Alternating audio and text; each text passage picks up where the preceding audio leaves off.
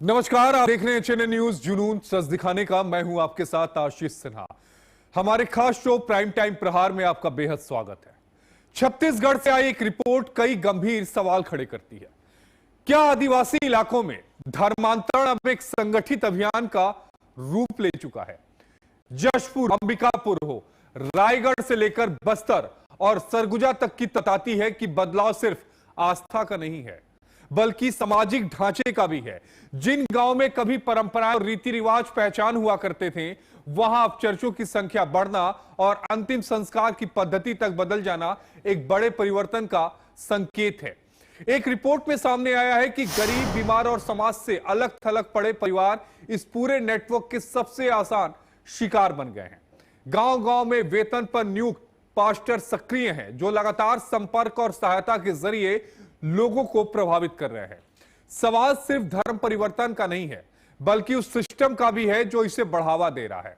FCRA के तहत registered 146 NGO में से बड़ी संख्या उन्हीं जिलों में काम कर रही है जहां धर्मांतरण के मामले सबसे ज्यादा सामने आ रहे हैं। फंडिंग की पारदर्शिता और ऑडिट सिस्टम पर भी सवाल खड़े हो रहे हैं।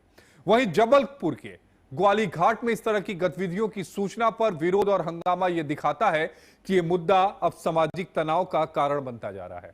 बड़ा सवाल यही है कि क्या यह केवल आस्था का विषय है या इसके पीछे कोई संगठित तंत्र काम कर रहा है? अगर संगठित एक तंत्र काम कर रहा है तो उस तंत्र को बेनकाब क्यों नहीं किया गया? लेकिन उससे पहले आपको हम की ग्राफिक्स की जरिए यह बताना और समझाना चाहेंगे कि छत्तीसगढ़ में जो धर्मांतरण की तस्वीर है, वो धर्मांतरण की तस्वीर से किस तरीके से वहां पर परिवर्तन आ रहा है, किस तरीके से धर्मांतरण का गोरख धंधा चल रहा है। जशपुर, अंबिकापुर, रायगढ़, बस्तर, सरगुजा, ये वो जिले हैं जो हॉट स्पॉट जिले हैं, यानी सबसे ज्यादा धर्मांतरण के मामले यहां आ रहे हैं। सैकड़ों गांव हैं, जी हां, एक दो नहीं, गिनती में देखेंगे तो 1 और डबल 0 होता है। 100 रुपए का नोट आपने दिखा है, उसी तरह सैकड़ों गांव हैं, यानी 100 से ज्यादा गांव हैं जहां पर धार्मिक संरचना जो है वो बदली है। कई गांव में हिंदू अल्पसंख्यक हो गए हैं तो ईसाई बहुसंख्यक हो गए हैं। संविधान इजाजत देता है कि आप अपने मर्जी से धर्म को चुन सकते हैं, लेकिन संविधान यह भी कहता है कि आप प्रलोभन देकर किसी का धर्म परिवर्तन नहीं करा सकते। यह संवैधानिक तौर पर गलत है। लोगों की बदलती पहचान क्या है समझिए। जहां एक भी मंदिर नहीं है वहां पर 3 से 4 चर्च जो है बताया यह जा रहा है कि आम हो गए हैं। अंतिम संस्कार की परंपरा में बदलाव हुआ है। कब्रों पर अब क्रॉस की जो परंपरा है वो शुरू हो गई है और यह तस्वीर बिल्कुल अलग नजर आती है। अगर आप कभी छत्तीसगढ़ जाएं तो यह तस्वीर बिल्कुल अलग नजर आती है। अब समझिए कि इसका टारगेट कौन कौन है।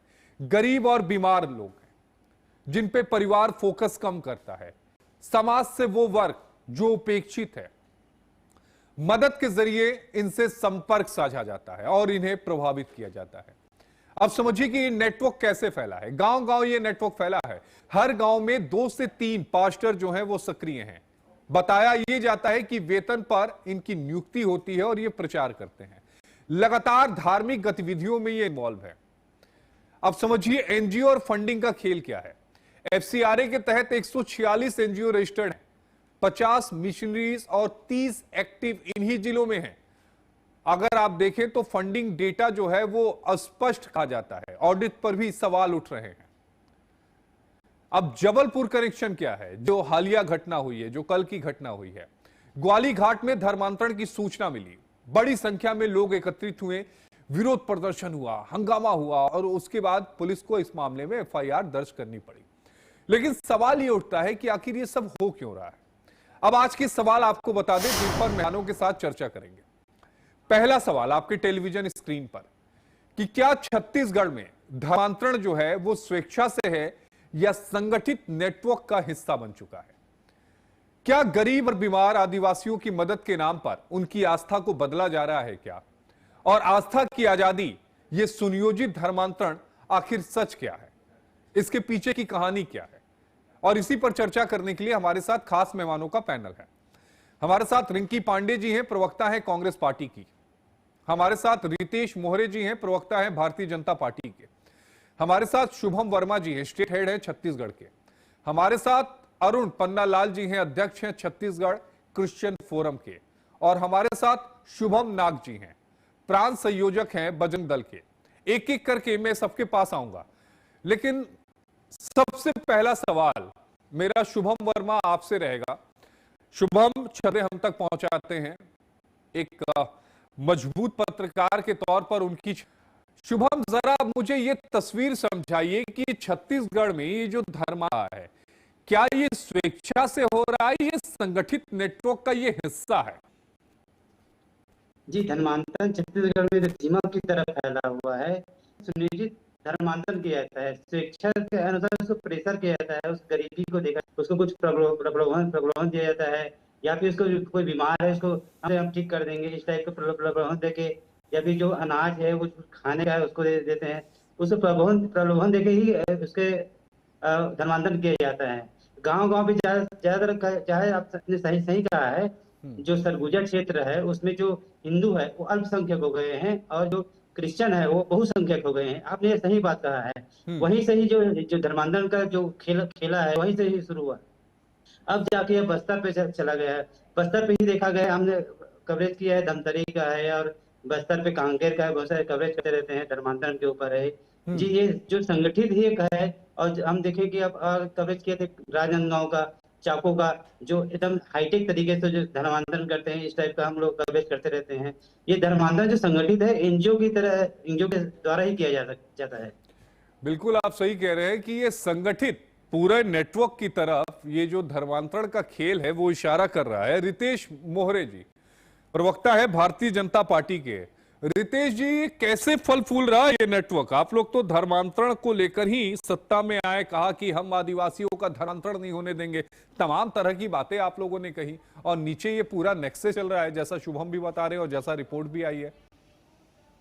जी, सबसे पहले चलन न्यूज के सभी दर्शकों को मेरा नमस्कार। और आज जो मुद्दा है धर्मांतरण, बहुत छत्तीसगढ़ में बहुत ही गंभीर मुद्दा हो गया है, जिसको लेकर के छत्तीसगढ़ सरकार ने, भारतीय जनता पार्टी सरकार है, फरवरी माह में ही धर्मांतरण के विषय को लेकर के एक विधेयक लेकर आई, जिसमें जो स्वेच्छा से बेकायदा प्रशासन को अगर आवेदन दे करके अगर धर्मांतरण करता है, अपना दूसरे धर्म को अपनाता है, तो उसमें शासन प्रशासन को आपत्ति नहीं, तो किसी संगठन को आपत्ति नहीं।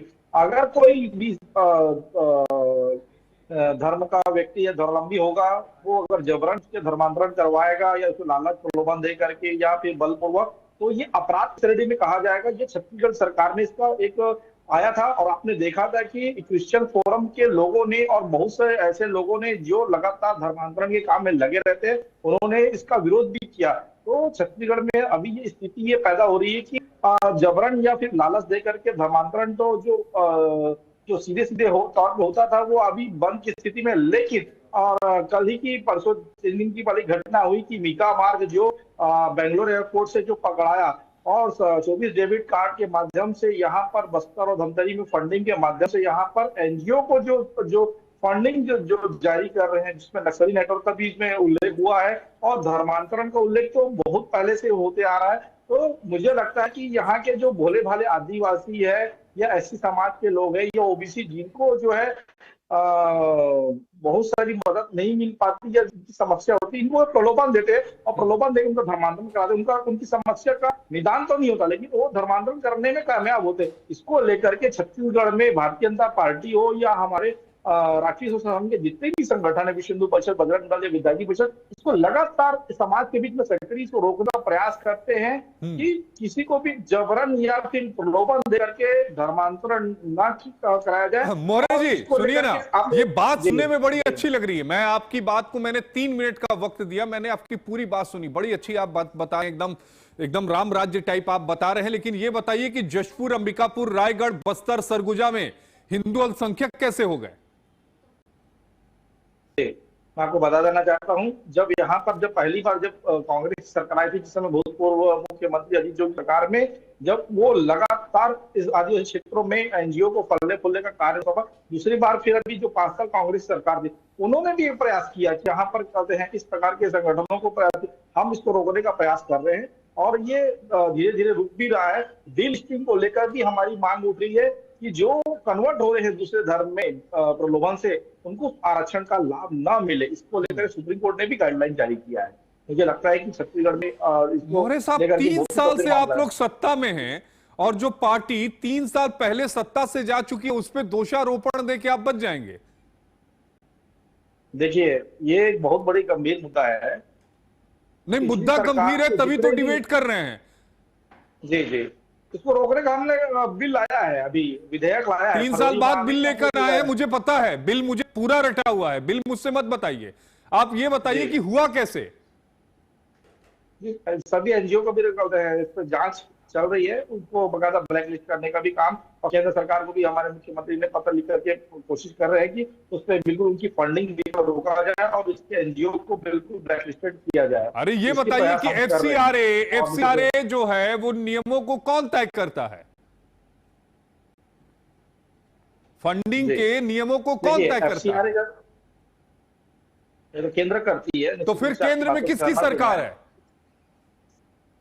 ये हमारी भारतीय जनता तो फिर- पार्टी की सरकार है। बिल्कुल आपकी बातों से मैं लेकिन ये जो प्रोजेक्ट दिखाते हैं, जो सेवा का भाव दिखाते हैं, इनके तब उनको FCRA में, लेकिन ये काम दूसरा बता रहे हैं और कर दूसरा खेल कर रहे हैं। तो जो आज जो टारगेट हुए हैं, आप देखेंगे कि आने वाले समय इन एनजीओ को भी ब्लैक लिस्टेड करेंगे, क्योंकि हमारी केंद्र सरकार ने 12 सालों में बहुत सारे लोग एनजीओ जो है इस प्रकार के जो काम कर ताकि संगठन जो से धर्मांतरण वो ब्लैक लिस्टेड करने काम हुआ है। जो छूट गए, मुझे लगता है कि आने वाले समय में इंतजार करने की आवश्यकता है, जिससे इनको बिल्कुल ब्लैक लिस्ट किया जा सकेगा।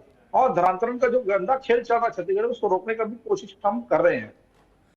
ठीक है। अरुण पन्नालाल जी अध्यक्ष हैं छत्तीसगढ़ क्रिश्चियन फोरम के। अरुण जी, एक रिएक्शन आपका। बस सिर्फ एक। इतनी देर से तो आप दुनिया भर के आरोप लगा रहे हैं हमारे ऊपर और एक रिएक्शन मांग रहे हैं। नहीं, अगर आपको लग रहा है कि आरोप सही है तब आप शुभम जी, आवाज मिल रही है आपको? मैं तो बस कह रहा हूं, आपको बोलने का मौका अरुण जी दे रहा हूं। नहीं साहब, पहले ये बताइए हमको, धर्मांतरण का कौन सा डेटा है आपके पास? गृह मंत्री बोलते हैं 0 धर्मांतरण हुआ, बोले कि नहीं बोले? फिर आप बोल रहे हो उपेक्षित है, मतलब आप अपनी खामी मान रहे हो कि हम वहां तक पहुंच नहीं पा रहे हैं।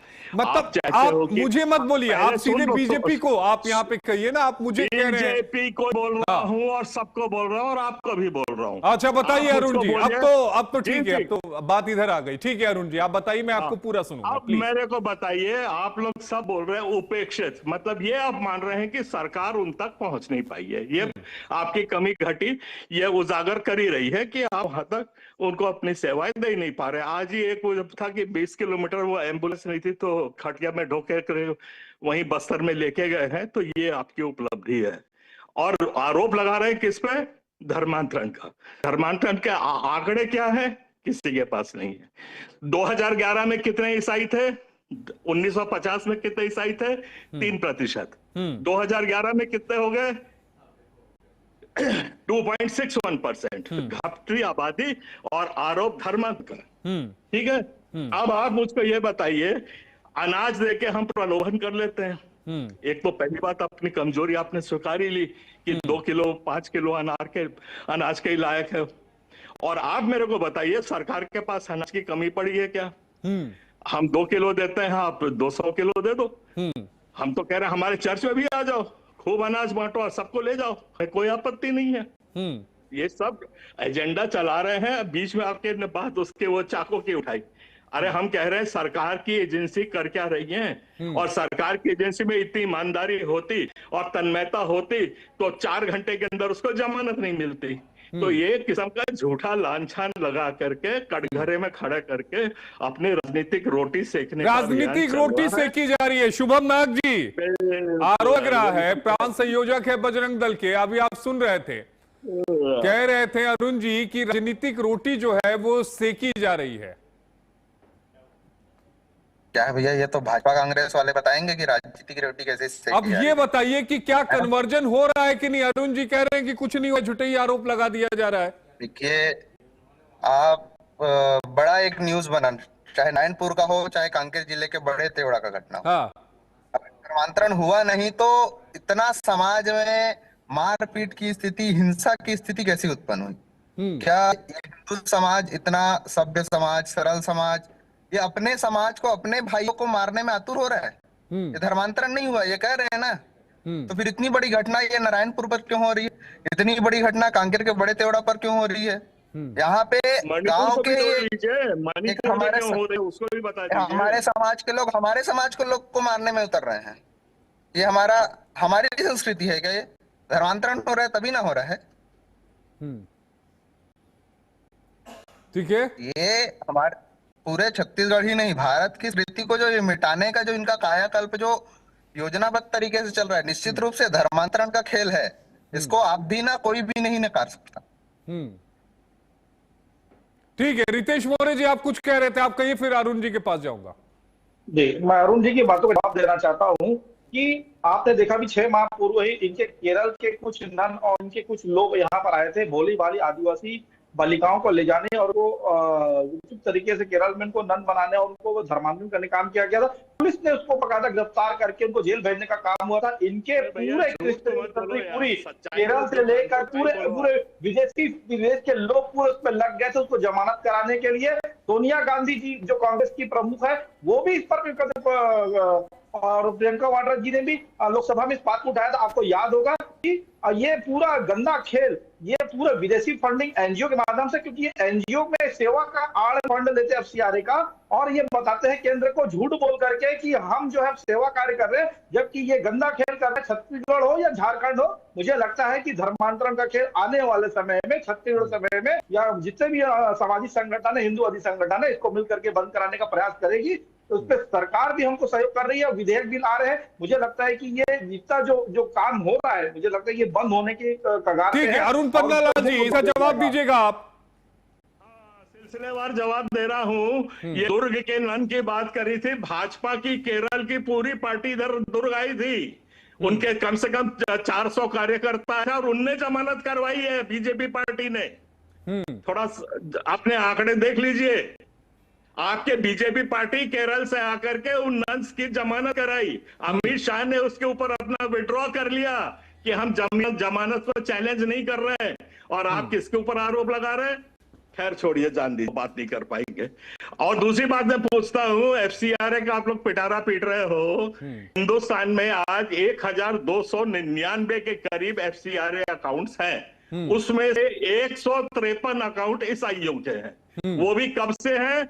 कम से कम नहीं तो 40 साल 35 साल 1962 में एफसीआरए कानून लगा था और तब से वोट को मिला हुआ है। तो सारी आपत्ति 153 अकाउंट में हो गई और 1100 अकाउंट जो चल रहे हैं उनमें, क्योंकि वो बाकी धर्मों से संबंध रखते हैं। किस धीरेन्द्र शास्त्री को अभी आपने वो एफसीआरए का अकाउंट खोल के दिया, हजारों करोड़ों डॉलर उसमें आ रहे, तो उसमें कोई आपत्ति नहीं, वो सब ठीक कर रहे हैं। हमारे 40-50 साल पुराने जो अकाउंट्स है वो भी सिर्फ अभी तो और 8% पे रह गए हैं। आपत्ति कर कुरा के आपने बंद कर दिया, तो आप लोग बंद करते जाइए ना, कोई फर्क थोड़ी पड़ता है हम लोगों को। और किसी एफसीआरए नहीं, आप ये कह रहे हैं कि किसी भी तरह का कन्वर्जन का, अरुण पन्नालाल जी, कोई वहां पर खेल नहीं चल रहा है। लोग स्वेच्छा से कन्वर्ट हो रहे हैं क्या?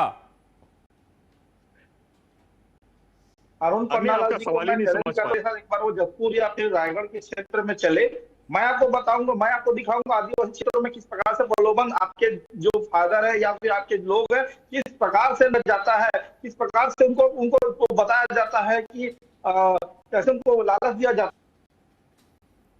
अरुण जी, हाँ सहमत। ये मैं प्रलोभन दिया जाता है तो आपकी सरकार अभी 20 साल में एक को भी नहीं पकड़ पाई। 20 साल क्या पीछे जाइए, 1950 से एक को भी आरोपी नहीं बना है, एक को भी अरेस्ट नहीं कर पाए। तो या तो सरकार में कोई दमखम नहीं है आपकी, सिर्फ ढिंडोरा है, और या तो फिर हम सच बोल रहे हैं कि हम धर्मांतरण नहीं करते हैं। ये सरकारी तय करे। आज तक कोर्ट ने एक को भी सजा क्यों नहीं दे पाए 70 साल में? सवाल का जवाब कुछ हो तो दीजिए मेरे पास। खाली आरोप लगा के एजेंडा चलाना है तो स्वागत है, करिए, फर्क कुछ पड़ता नहीं। आखिरी बात ये बता देता हूं आपको कि ये खाली गरीब और जो आप लोग बोलते हो ना भोले भाले आईएएस अफसर भी हैं, उच्च कोटि के जो हमारे ब्राह्मण समाज के हैं वो भी हैं, और बड़े बड़े लोग हैं जो बाइबल पढ़ते हैं। चर्च जाते हैं, ये शायद आपको पता नहीं होगा, तो शायद जानकारी कर लीजिए।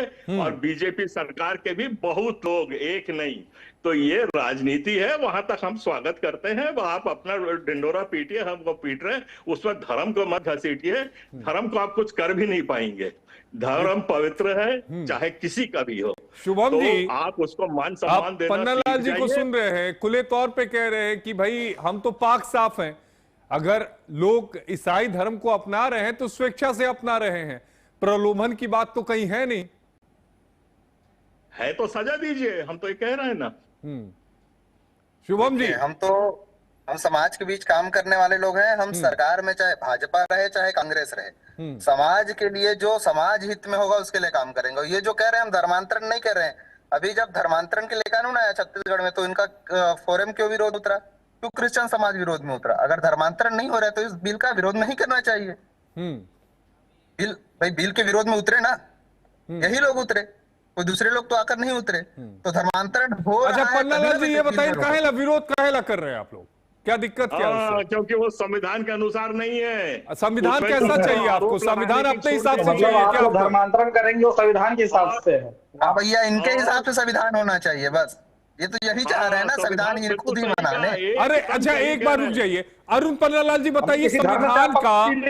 अरे रुक जाइए ना, रुकिए ना, अरे रितेश जी रुकिए। संविधान का उल्लंघन कैसे हो रहा है? अरुण पन्नालाल जी समझाइए, मैं समझना चाहता हूं। छोटी सी बात, एक पॉइंट आपको बता दूं, तो 36 पॉइंट निकाले हम लोग, सुप्रीम कोर्ट जा ही रहे हैं वो। पर एक बात बता देता हूं, जो आरोप लगा रहा है उसके ऊपर किसी भी किस्म की नैतिक जिम्मेदारी, क्या कोई कानूनी जिम्मेदारी भी नहीं है। आया, उंगली उठाया, चल दिया, आप 20 साल जेल चले गए। उसको ना कोई गवाह चाहिए, ना कोई एविडेंस चाहिए, ना कुछ चाहिए, बस। और उसको ऊपर कानूनी संरक्षण दिया हुआ है कि कोई अगर झूठा आरोप लगा के धर्मांतरण का जा रहा है, उसके विरोध में हम कोई किस्म का केस तो नहीं बस कर इससे सकते। ऑब्जेक्शन है ना? ये उस कानून में है। और ऐसे में अच्छा ये बताइए, साच को आज क्या? ए पन्नालाल जी, साच को आज क्या? जब सच्चे हैं तो काहेला डरते हैं? पहले भी गृह मंत्री को बोले आप लाइए कानून, हम स्वागत करते हैं। हाँ, और जहां जहां गलती है उसको बिल्कुल अच्छा पकड़िए। हम आपका पन्नालाल जी ये बताइए, नहीं छत्तीसगढ़ में लाए ना, हम लाए ना, छत्तीसगढ़ में विधेयक लाए ना, तो उसके विरोध में क्यों सुप्रीम कोर्ट जाना? मुझे समझ में नहीं आ रहा है क्यों जाना। क्योंकि संविधान के विरोध में है। न्यायिक मतलब जो सीधा यहाँ कथनी और करनी में बोला यहाँ पर एक धर्म को अरुण पन्नालाल की कथनी करेंगे, धर्मांतरण करेंगे, जबरन करवाएंगे, प्रलोभन देंगे, क्योंकि ये अंग्रेजों के समय से यहाँ पर इस प्रकार का प्रलोभन कर रहे हैं और लोगों को धर्मांतरित करा रहे हैं। जब इस प्रकार का विधेयक आता है तो ये राजनीति का बात करते हैं। बड़ी जानकारी ये सब चीजों का हिंदुस्तान में ईसाई धर्म अंग्रेज नहीं लेके आए। 2025 साल पहले थोड़ा सा बताइए। अब मैं बात करूंगा तो यहाँ पे अंग्रेज नहीं लेके आए थे, अंग्रेजों को तो हम भी लगते थे हमारे मिशनरी। केरल में जो चर्च है, आपको याद होगा 2 साल पहले 1 लाख करोड़ का फंड वहां पकड़ाया था। 1 लाख करोड़ का फंड पकड़ाया था। कैसे पकड़ाया था केरल के चर्च में, ये बता दीजिए। अवैध तरीके से पैसा वहां पर केरल के चर्च में पाया गया था। अरे यार, कैसे हुआ ये बता दीजिए। मजा नहीं आ रहा इसमें। आपसे जो मनगढ़ंत बात 1 लाख करोड़ किसको कहते हैं? 1 लाख करोड़ आप जानते हो? तो हवा की बात करते, न्यूज चैनल पे सारे चले हैं, समाचार पत्रों में आए। आप चलाइए, खूब गाली दीजिए। क्या मीका मार्क नहीं पकड़ाया? इस पर ईडी ने कार्रवाई नहीं की? आप ये बता दीजिए। 19 तारीख की घटना है, बता दीजिए। आप लोग ना मीका मार्क नहीं पकड़ाया, धर्मांतरण को लेकर ये विषय देखिए, राजनीतिक विषय धर्म का विषय, जवाब लेकिन किसी का धर्मांतरण करना ये बिल्कुल अपराध की श्रेणी में आता है। चिल्ला के बंद कर आप सुप्रीम कोर्ट क्यों जा रहे हैं? ये कोई बंद की बात कर रहे हो ना, आप भोले भाले आदिवासी और SC ST OBC वर्ग के लोगों को प्रलोभन देकर काम कर रहे हैं। आर पार हो गया एजेंडा नहीं है ये। अच्छा ठीक है, ठीक है, एक ब्रेक का वक्त हो गया है। हालांकि देखिए अरुण जी सही कह रहे थे कि अंग्रेजों के समय में नहीं आया है। अगर आप इतिहास देखेंगे तो सेंट थॉमस आए थे 32वीं AD में आए थे, उस समय ईसाई धर्म भारत में आया था। क्यों अरुण जी, मैं सही कह रहा हूं? 2000 सर, हाँ 2000। ठीक है, तो चलिए इस पे ब्रेक के बाद इस पे चर्चा जारी रखेंगे। बहुत छोटा सा ब्रेक के बाद फौरन हाजिर होते हैं।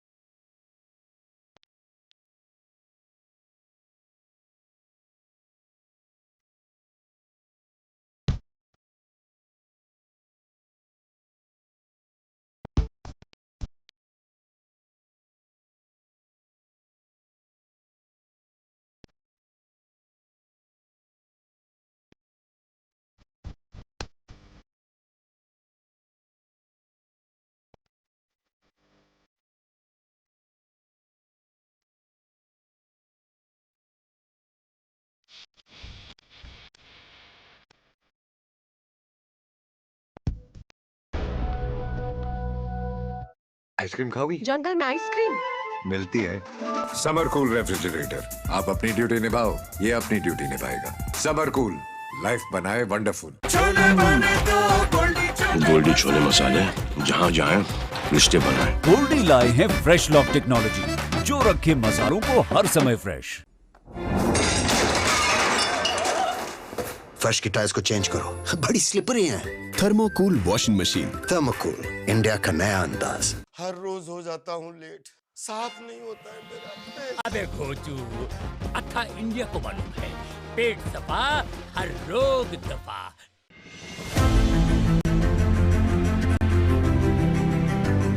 नए भारत का नया उत्तर प्रदेश पूरे देश में कनेक्टिविटी के क्षेत्र में रोल मॉडल बन गया है। विगत 9 वर्षों में रोड कनेक्टिविटी से लेकर एयर कनेक्टिविटी और मेट्रो से लेकर रेल कनेक्टिविटी में यूपी नंबर 1 है। प्रधानमंत्री श्री नरेंद्र मोदी के मार्गदर्शन और माननीय मुख्यमंत्री योगी आदित्यनाथ के सतत प्रयासों से उत्तर प्रदेश विगत 9 वर्षों में सर्वाधिक एक्सप्रेसवे वाला प्रदेश बन गया है। सर्वाधिक अंतर्राष्ट्रीय एवं घरेलू एयरपोर्ट्स के साथ उड्डयन प्रदेश बन गया है। सर्वाधिक शहरों में मेट्रो यहाँ दौड़ती है। रैपिड रेल पहली बार यूपी में ही चली है। पहला इनलैंड वाटरवे वाराणसी से हल्दिया को जोड़ता है। स्वर्णिम संभावनाओं के खुले द्वार, समृद्धि की डबल इंजन रफ्तार।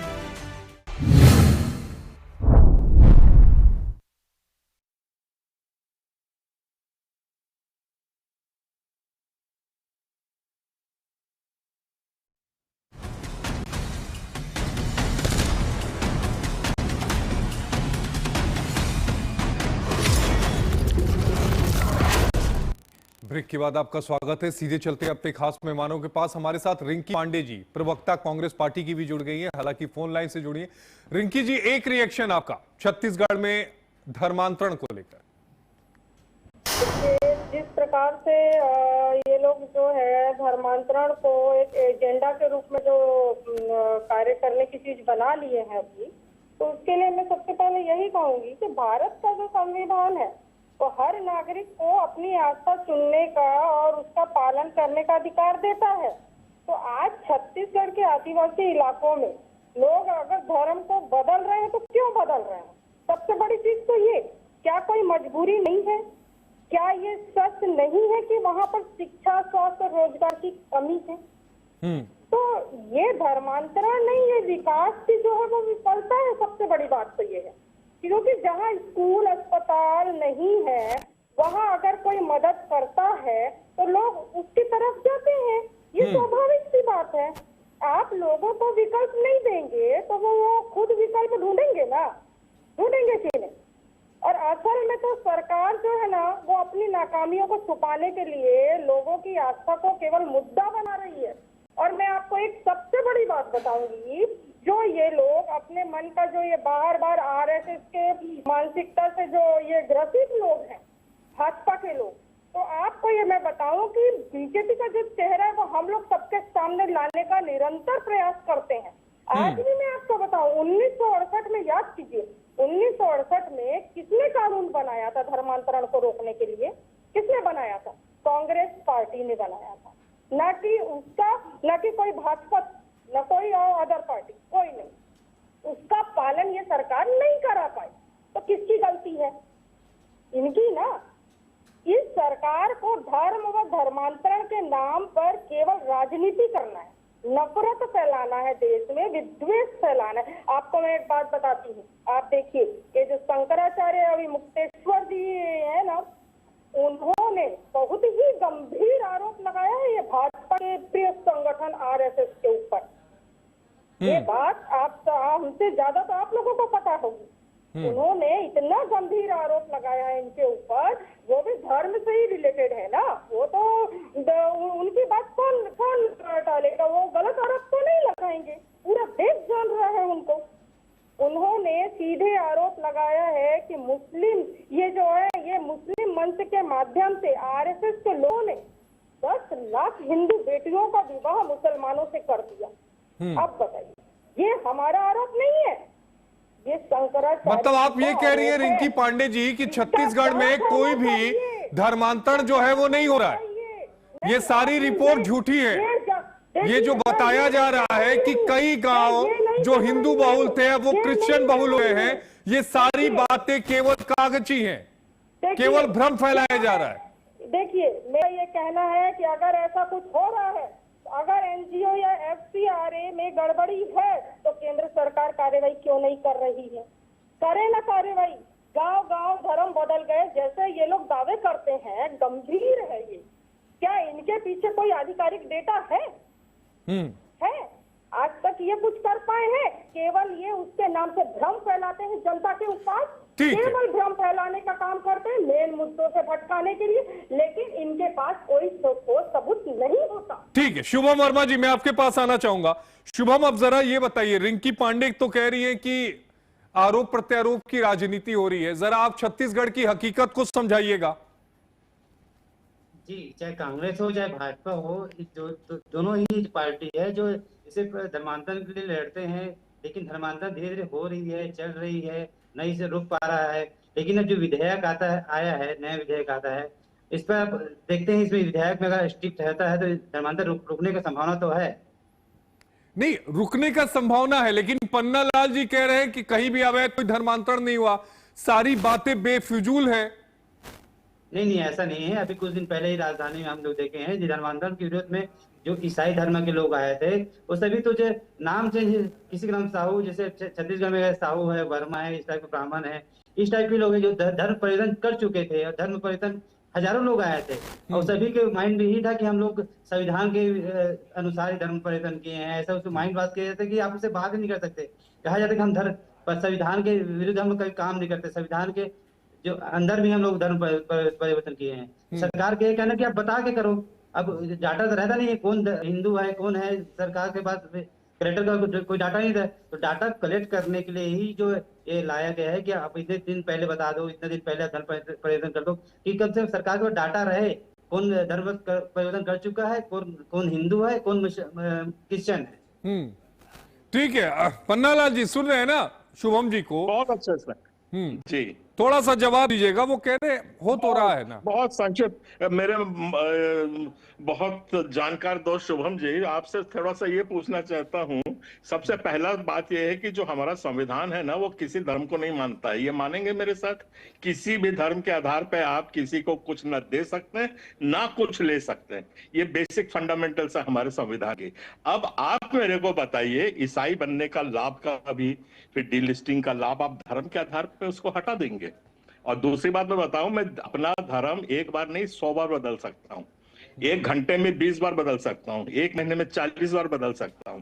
ये आजादी मुझको है। पर आप अपनी जात बदल लेंगे? जात बदल सकते हैं क्या? आप अपना डीएनए बदल लेंगे? खून निकाल के दूसरा खून डलवा लेंगे? तो जात बदलती ही नहीं। जो जिस जात में मैं हूं, मैं साहू हूं, गोंड हूं, जो हूं मैं वो ही रहूंगा। और ये सुप्रीम कोर्ट का एक नहीं 8 ऐसे आदेश है। तो जात को, डीलिस्टिंग को और धर्म को मिला के कोई खिचड़ी बनाने से किसी का कुछ फायदा होगा नहीं, क्योंकि सब विद्वान लोग हैं, वो सब जानते हैं, हम भी जानते हैं। जो मेरी जात गोंड थी, मैं गोंड ही हूं अभी भी। मैंने अपना धर्म बदल लिया है और मेरे परदादों ने बदला है, हम हैं ईसाई हैं। तो इसमें क्या आपत्ति है आपको? और दूसरी आखिरी बात शुभम भाई, ये बताना चाह रहा हूं आपको, मैंने ये कानून को हम लोगों ने 2006 में भी चैलेंज किया था, 20 साल तक नहीं पाए थे, और आज भी वही गलती किए हैं, वही का वही। और हमने सुप्रीम कोर्ट 2022 में एक अंदेशा था, हम लोगों ने सुप्रीम कोर्ट में लगाया था। 11 राज्यों को कृषि फोरम के से नोटिस मिल चुका है, छत्तीसगढ़ सरकार ने अभी तक जवाब नहीं दिया है अब उसमें। तो ये सब अच्छे से जानते हैं कि ये जितना भी लाए हैं कानून, ये हमारे सोचने की आजादी के ऊपर एक लगाम कसने का तरीका है। उसी आधार पे ये प्रेसिडेंट पाटिल तक गया था। इस बात को थोड़ा गंभीरता समझिए। आप दोबारा अपनी सोच बदल सकते हैं, इस पे कोई लगाम किसी हालत में लग ही नहीं सकती कि मैं कलेक्टर से पूछूं, कि कलेक्टर को बोलूं, कि एसडीएम से पूछूं, कि पड़ोसी से पूछूं, कुछ नहीं। मेरी आजादी है सोचने की, मैं सोचूंगा, जो अच्छा लगेगा उसको खाऊंगा, जो नहीं लगेगा उसको थूक दूंगा। इस आजादी के ऊपर कठोराघात ये आपका ये जो भी धर्मांतरण विधेयक 26 का लाए है ना, वो 2006 का कॉपी है, बिल्कुल वही का वही उठा के पेस्ट कर दिया है। इसलिए मैं आश्वस्त हूं कि यह किसी हालत में नहीं लग सकता। रितेश जी जब जवाब तक दीजिएगा कि किसी हालत में टिकेगा नहीं। जी नहीं टिकेगा। ये तो वक्त आएगा, देखेंगे। सीधा सीधा है कि अरुण पन्नालाल जी की बातों से समझ में आ रहा है कि वो सीधा सीधा सरकार को और संविधान को आंख दिखाने का ये सीधा सीधा आपके चरण के माध्यम से प्रयास है। और अरुण पन्नालाल जी से पूछना चाहता हूँ, अगर गौंड जाति से है तो क्या वो आदिवासी आरक्षण का लाभ अभी भी ले रहे हैं क्या? आपको तो मालूम है कि संविधान ने केवल 4 धर्म का ही किया, हिंदू, मुस्लिम, सिख, ईसाई, बौद्ध ऐसा दिया है, जिसमें हिंदू के अंदर ST, SC, OBC का जाति उसमें उल्लेख दिया है, जिसमें उनको आरक्षण जो है बाबा साहब भीमराव अम्बेडकर जी ने उसका उल्लेख किया था। तो क्या आप उसका आरक्षण ले रहे? अगर आरक्षण ले रहे तो आप अपराध कर रहे हैं और सरकार को और संविधान को आप चैलेंज कर रहे हैं। ये मैं आपके टीवी चैनल के माध्यम से खुले तौर पे कह सकता हूं, अगर कोई धर्मांतरण कर रहा है स्वेच्छा से, अगर सरकार से या फिर कलेक्टर के माध्यम से, इसमें आपत्ति क्या है? मुझे बता दी क्रिश्चियन फोरम को। अगर आप सीधे तरीके से कोई व्यक्ति जाकर के अगर लेता है तो हमें कोई आपत्ति नहीं, लेकिन जब जबरिया और लालच लेकर के धर्मांतरण होता है, इसमें हमको आपत्ति है। इसपे हम क्या विधेयक लाएंगे, इसपे और भी जो संगठन है तो आपत्ति दर्ज कराएगा। मुझे लगता है कि धर्मांतरण और धर्म का जो है आपको जो अपनाना है, इसमें भारत की जो संविधान इसमें आजादी देती है, लेकिन उसके भी कुछ प्रावधान है। प्रावधान की निमित्त आप करवाइए ना, हमको कोई रोक नहीं है। कोई व्यक्ति जाकर कलेक्टर में ऑफिस में आवेदन देता है और वो स्वेच्छा से अगर कोई इसी धर्म को अपनाता है तो किसी कोई आपत्ति नहीं होगी, कोई विरोध नहीं होगा, कोई इस प्रकार का नहीं होगा, न किसी की गिरफ्तार होगी। लेकिन जहाँ लालच, जहाँ सेवा के माध्यम से लोगों का धर्मांतरण होता है, तो मुझे लगता है कि इस पर आपत्ति बार बार होगी। और आप बात करते हैं, सुप्रीम कोर्ट ने भी इस बात को कहा है कि जब SC कम्युनिटी को जब ईसाई धर्म जाता है तो वो उस आरक्षण का लाभ नहीं मिलेगा। मुझे लगता है कि सारी चीजों पे देखना चाहिए। जो पन्नालाल जी कह रहे हैं बिल्कुल यहाँ पर बात मिथ्या है। यहाँ पर नहीं, आपने जो सुप्रीम कोर्ट का ऑर्डर है ना वो ठीक से पढ़ा नहीं है, थोड़ा सा ठीक से पढ़ लीजिए। उसमें सुप्रीम कोर्ट ने कोई आपकी आरक्षण को रोका नहीं है ईसाई समाज के, इस बात को क्लियर समझ लीजिए। उसमें बोला है कि जातियों की बात की है तो मैं जातियों के विषय में बात कर रहा हूँ। यहाँ पर जातियों के उनको आरक्षण को 2 लाख कैसे लेगा बताइए? सुन तो ले, बड़े प्रेम से बोल रहा हूँ यार, फिर मिलेंगे अपन लोग, कहीं दुश्मन नहीं है एक दूसरे के। आप मेरे को ये बताइए, सुप्रीम कोर्ट ने जो होल्ड किया है ना, वो बोला है उसने, ये अभी सुप्रीम कोर्ट का 20 दिन पहले का जो ऑर्डर है कि SC एट्रोसिटीज एक्ट ईसाई पे लागू नहीं होगी, क्योंकि वो पढ़ा लिखा समाज है। ये पढ़ लीजिएगा, हमारे आरक्षण पे कहीं कोई ऐसी टिप्पणी नहीं की गई है। रही बात मेरे गौंड होने की और आरक्षण लेने की, मैं आरक्षण का मूल्य समझता हूँ, ये उस लोगों के लिए है जो उन्नति नहीं कर पाए। मैं उन्नति कर लिया हूं, इसलिए मैंने आज तक कोई आरक्षण नहीं लिया है, और मेरे भाई लोग हैं वहां बराबर उसका आरक्षण ले रहे हैं और अपनी उन्नति कर रहे हैं। ये है आरक्षण का मेन मूल, ये है उसकी जड़ जो मैं आपको बता रहा हूं। और आपको मैं बिल्कुल स्वागत करता हूं, हाई कोर्ट में तो लगेगा ही, जो आप पूछ रहे हैं ना। मैं आपको व्यक्तिगत फोन करके जिस दिन डेट होगी आइए, और वो जो बहस होंगी तब सुनिए, बड़ी तर्कशील बहसें होंगी उसपे, और करीब 36 पॉइंट्स का उल्लंघन वहां है। तो ये तो एक कानूनी मुद्दा है, संवैधानिक मुद्दा है, उसको भी आके आइए, स्वागत है, बात करते हैं। कौन सी अपने दुश्मनी थोड़ी हो गई आपकी मेरी। हालांकि देखिए रितेश जी, वो जो कह रहे हैं वो 2006 का सुप्रीम कोर्ट का जजमेंट कह रहे हैं, वो सही कह रहे हैं। सुप्रीम कोर्ट ने अपने इस फैसले में इस बात को बिल्कुल साफ कहा था कि जो ST का जो दर्जा है वो अपने आप कतई खत्म नहीं होगा। इस बात को कोर्ट ने बहुत साफ कहा था, क्योंकि आदिवासी परंपरा है, वो किसी धर्म से ताल्लुक नहीं रखता। पन्नालाल जी, मैं सही कह रहा हूँ? यही सुप्रीम कोर्ट ने कहा था। बिल्कुल सही कह रहे हैं। आर्टिकल 51 जो उसके आगे एक है, छोड़ लंबी हो जाएगी बहस, पर सही कह रहे हैं, you are on the right path, एकदम सटीक बात है। ठीक है, अब शुभम जी ये बताइएगा कि ये जो आंकड़े आ रहे हैं, जो अलग अलग गांव है, ये बस्तर तक ये पूरा मामला फैल रहा है, तो ये फैल कैसे रहा है? कैसे वहां पे चर्चेस इतने ज्यादा बनते जा रहे हैं? क्या वाकई जो पन्नालाल जी कह रहे हैं कि नहीं जी कोई फंडिंग नहीं है, कोई प्रलोभन नहीं है, लोग खुद से स्वेच्छा से जो ईसाई धर्म है वो अपना रहे, ऐसा है क्या? जी, हमारे जो बस्तर के पत्रकार, उनसे हम संपर्क किए, उसने भी हमको ये चीज बताया है कि पूरा सिंडिकेट चलता है। अगर आप 10 लोगों को अपने ईसाई धर्म में परिवर्तन करेंगे तो उसका अलग पैसा दिया जाता है। अगर उसका प्रमोशन होता है, एक पोस्ट होता है, पोस्ट रखा जाता है, उस पोस्ट के अनुसार ही सिंडिकेट करता है, उसको पैसा मिलता है। पैसा कहाँ से आता है अभी तक पता नहीं है, लेकिन पैसा देके प्रलोभन देके बताते हैं कि अंदर से जाके भीतर में जाके वनांचल में जाकर कि ये गरीब है, इसका ये जरूरत है, इसका ये जरूरत है, जो जरूरतमंद के हिसाब से उनको बताया जाता है कि अपने इसको ऐसा कर सकते हैं, इसको इसमें उसका ट्रेनिंग भी होता है। हमारे जो पत्रकार खुद वहां पर रिपोर्टिंग किए हैं, वो बताया कि रिपोर्टिंग ट्रेनिंग होता है कि कैसे प्रबंधन देना है, कैसे बात करना है, कैसे उसको अपने लाना है, अपने अंदर लाना है, अपने समाज में लाना है, अपने धर्म में परिवर्तन करना है। ठीक है, अरुण पन्नालाल जी एक रिएक्शन। अरे बड़ा सीधा रिएक्शन है। अब ये शुभम भाई, आप तो यही छत्तीसगढ़ के हो और आप इतनी गंभीर बात बोल गए, सिंडिकेट चलता, ये चलता, पता है आपको आपने आगे कानूनी अपराध कर लिया है। अब ठीक है, हम लोग उसे पढ़ते नहीं क्योंकि आपकी जितनी है सब मनगढ़ंत बातें हैं, कोई आंकड़ा किसी के पास नहीं है। कितने चर्च बने, और ये 3 ही साल में सारे मुद्दे उठ रहे हैं, ये 3 साल में कितने चर्च बने, कोई आंकड़ा है, कोई आधिकारिक सूत्र है? हमने तो आरटीआई में भी इसका एप्लीकेशन लगाई, कोई जवाब नहीं आया है। और पत्रकार ने बोल दिया उसको हम आधिकारिक मान लें, ऐसा कतई संविधान ऐसा नहीं चलता है। सरकार बैठी हुई है, सरकार उसके आंकड़े दे। आप लोग बार बार बस्तर और वो कांकेर का बोल रहे हैं, उसका इतिहास और कहानी ऑल टुगेदर डिफरेंट है। पर मैं वहां पे जमीन पे भी हूं, मेरी वहां पे एक इकाई भी है, वहां मेरे जिला अध्यक्ष भी हैं, हमारी पॉलिटिकल पार्टी भी है, हम सच्चाई को जानते हैं। पर वो ठीक है, आपको राजनीति करना है, हमको भी राजनीति करना है, उसमें कोई आपत्ति नहीं है।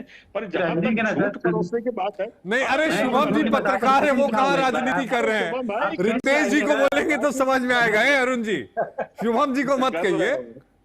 आसिफ जी यहाँ पे स्वीकार नहीं करेंगे कि इनका सिंडिकेट चल रहा है और बहुत बार पकड़ा है, पुलिस भी इनको गिरफ्तार किए नहीं करेंगे। गिरफ्तार होते हैं तो इनके पूरे लोकसभा से राज्यसभा तक हंगामा चालू हो जाता है। गिरफ्तारी से कोई डर नहीं लगता है, 2 घंटे में तो छूट के आते हैं। आजकल कितने 300-400 केस, लेकिन विदेश के लोग अरे रुकिए ना, अरे रितेश जी, लेकिन देखिए बात, देखिए बात में अरुण जी के भी दम है। अरुण जी कह रहे हैं कि ठीक है भाई, आप कह रहे हैं कि चर्चों की संख्या बढ़ी, आप ये कह रहे हैं कि एक बहुत बड़े पैमाने पर अवैध करवर्जन का काला कारोबार चल रहा है। सवाल यह है कि फिर गिरफ्तारियां क्यों नहीं हो रही हैं? सवाल यह है कि वो डेटास कहां हैं? सवाल यह है कि इतनी जल्दी छूट कैसे रहे हैं? ये बहुत सारे इफ्स हैं। क्या सरकार की तरफ से कोई लापरवाही हो रही है, या फिर आरोप लगाओ और भाग जाओ वाली नीति अपनाई जा रही है कि कुछ भी बोल देना? कोई डेटा है? जिस डेटा की बात अरुण जी कर रहे थे, वो डेटा मुझे भी नहीं मिला। मैंने रिसर्च किया, वो डेटा मुझे नहीं मिला। मैं आपको बता देना चाहता हूं, इनका जो फोरम है और ये जो काम करते हैं, बहुत ही सफाई और बहुत ही पॉलिटिकल प्रेशर हो या फिर इनके जो फंडिंग जो उतने हैवी होते हैं, सारे सिस्टम को ये मैनेज करने की कोशिश करते हैं। सिस्टम तो आप है, मतलब ये अरुण, अरे रितेश जी क्या बोल रहे हैं? सिस्टम आप है, मतलब आप कह रहे हैं कि अरुण जी आपको मैनेज कर लेंगे?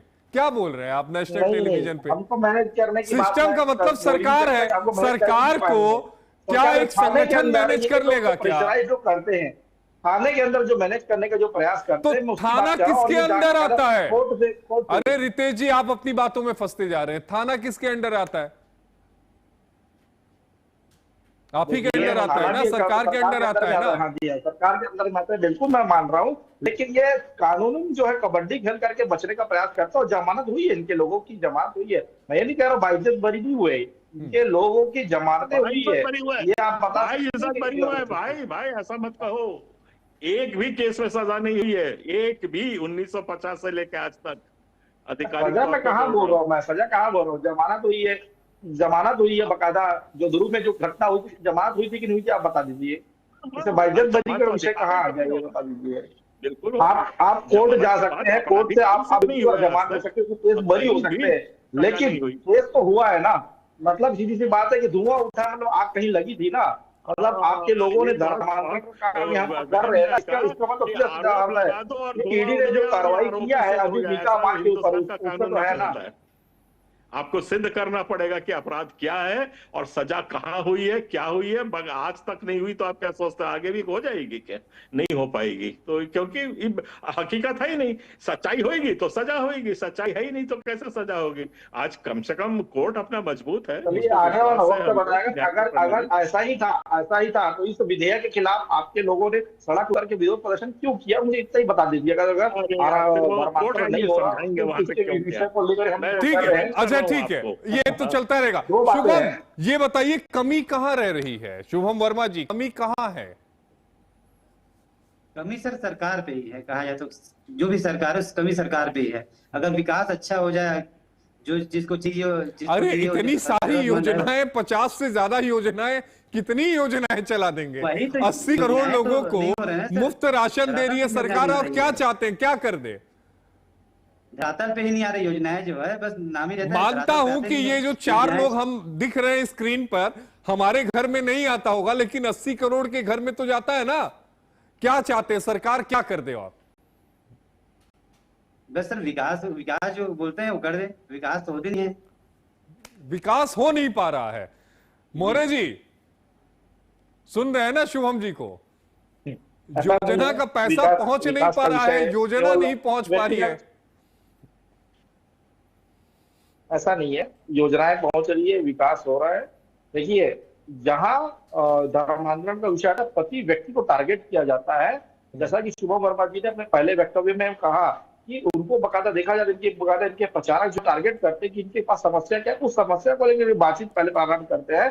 उनको बकायदा बोलते हैं कि आप प्रार्थना सभा में आइए, आप प्रार्थना कीजिए, उसके बाद धीरे धीरे कन्वर्जन को होता है। एक दिन में कन्वर्जन नहीं कराते, मैं इस चीज को मैं मान रहा हूँ, लेकिन ये धीरे धीरे कराते। आज केरल की स्थिति क्या है, आज मैं बोलूंगा मैं कि कई सारे ऐसे राज्य हैं जहाँ ये बहुत ज्यादा आबादी जो क्वेश्चन कैसे बढ़ गए, क्या ये खुद पहले से थे, इन्होंने बकायदा लालच देकर। और बहुत सारे ऐसे भी लोग, मैं भी बता देता हूँ, कोरबा में बहुत सारे ऐसे आदिवासी परिवार है जो वापस हिंदू समाज के अंदर में वापस आया भी है, जिन्होंने स्वीकार किया है कि हम अपनी परिस्थिति वश या फिर लालच वश हम जो है हमने क्रिश्चियन धर्म या इस्लाम धर्म ने अपनाया था, आज हम वापस अपने सनातन धर्म की ओर लौट रहे हैं। ये कोरबा में हुआ है, रायगढ़ में हुआ है। जुदेव परिवार का उदाहरण है जो लगातार मिशन प्रयास करती है, काम कर रही है। मुझे लगता है कि सारा जो है जो बात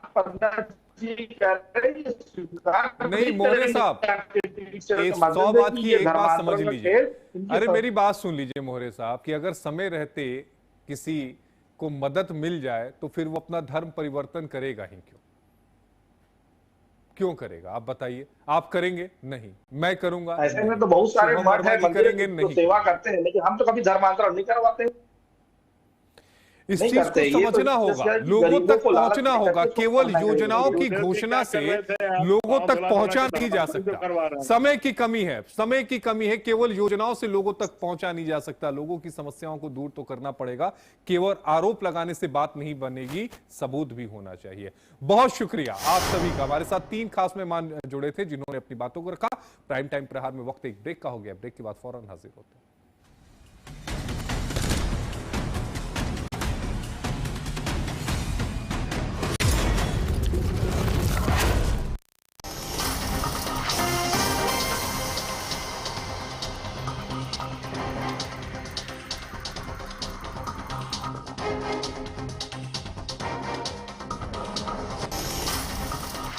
आइसक्रीम खाओगी? जंगल में आइसक्रीम मिलती है।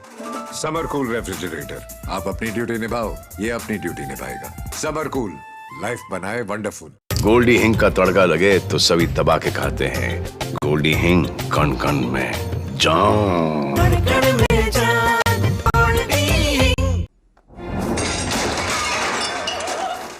फर्श की टाइल्स को चेंज करो, बड़ी स्लिपरी हैं। थर्मोकूल वॉशिंग मशीन, थर्मोकूल, इंडिया का नया अंदाज। ये मेरी लाइफ का सबसे बेस्ट पल है।